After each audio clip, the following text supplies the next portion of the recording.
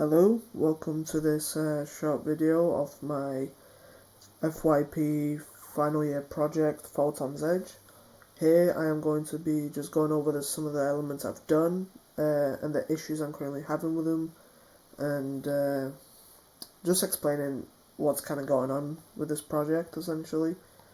So I've implemented a death screen, a respawn system, a damage system, got the AI semi-working with some issues. I'm going to go over them, show you the blueprints, show the behavior tree actually running while the game is on to kind of show what's going on. So, initially starting the game, as you can see, I've got a roaming character. It roams around a random location at the moment.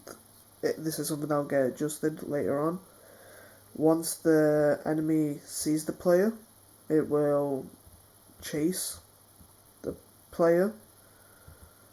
I'm currently trying to just make sure the other one doesn't see me, because that's a different blueprint. Yeah, hold on. Hello? Right, there we go. A little finicky, but there we go. So as you can see, this enemy follows the player around. I've put in a sphere trace. This sphere trace is used to detect the attack system. However, this attack system did work. The enemy attacked as normal. It worked perfectly fine. However, when I started implementing some different elements, it just broke, and now it doesn't fire the signal for the attack. So this will be something that needs to get looked into. I've tried to debug, so I've used print string nodes for like chase, attack, damage. I'm going to show them now in some of the blueprints. So that is my behavior tree enemy. So anyway, starting off, this is the behavior tree I've kind of set up for this enemy, and it's nothing too complex. I've got the root selector, some blackboards with different tasks. So the enemy initially fires this left side, and until it sees the player, it'll only run this. However, afterwards, once the player is seen, it runs this entire sequence over here. So it fires off from the selector, chases the player, runs these. So initially the enemy wouldn't attack when it was close to the player, which is why I've added this extra attack task, so it would just automatically do it even if it's close to the player. So when I actually run the game, it'll show you the function. So yeah, as you can see, this is what kind of happens here. So the root sends the signal down to the selector, which takes it down to the blackboard on the right side for the chase sequence, using the different tasks I've set to supposedly apply damage. Now, when I've implemented some blueprints, this went wrong, and it somehow broke this system.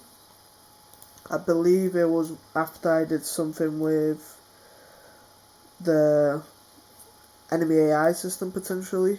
I'm not sure exactly where it could have been wrong. This function here works as intended, using a debug to just make sure it works.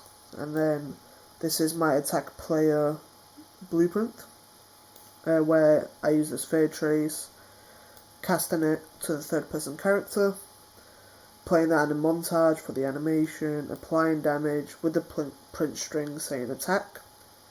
As you could see in the gameplay, this print string didn't fire, so there is something going on with the signaling with this blueprint down here. That's going to need to get fixed. I'm going to show you the respawn system. So the basic respawn system is in the third person game mode, which I've set up over here.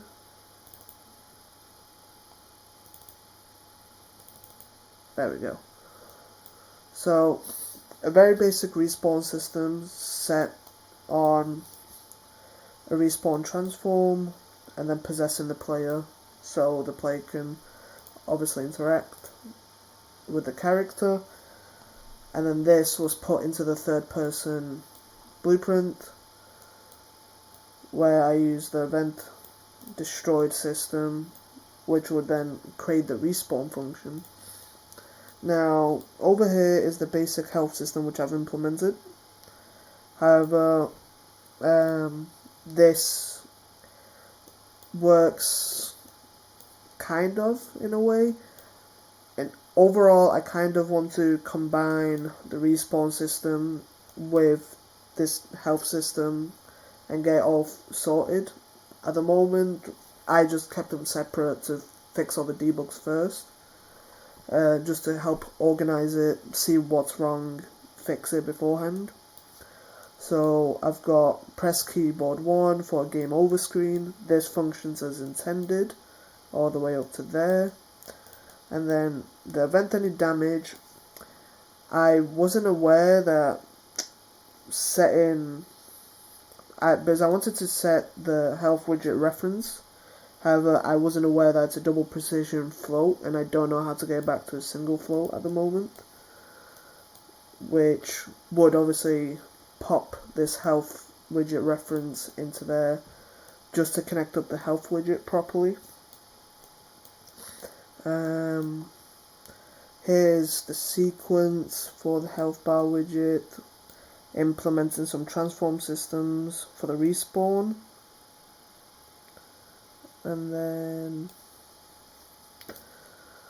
I've also expanded up on the actual AI, and it's not too much expansion, but I've added locomotion systems, and then I blended the bones using Spine 2, just so the walk animation and the attack animation runs a lot more smoothly. And yeah, it just works a lot better. So we've covered this. Respawn systems Oh yeah, here this is the AI attack blueprint. Just a very basic set up for the task for the attack. This is what it looks like. This worked as intended before I broke it. Not sure where I broke it, but that will get fixed. Health, yeah. Oh yeah, also, with the health bar system for the widget, after my character would respawn, it would fire a issue or an error with the blueprint somewhere here in the percent system. Not sure what the issue exactly is, but it just fires an issue when the character actually respawns when you end the game. But it works as intended.